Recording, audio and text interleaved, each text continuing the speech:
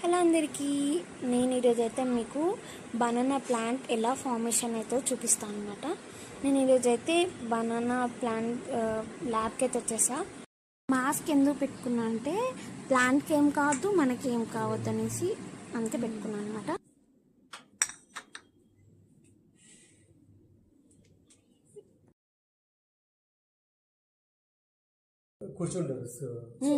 టెస్టా? అవి టెస్ట్ చేస్తారా?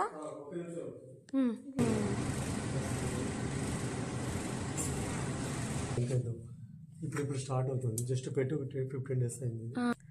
ఇంకా 1 month ఉంటే ఫుల్ వచ్చేస్తుంది. అంతా ప్లాంట్స్ ఇంకా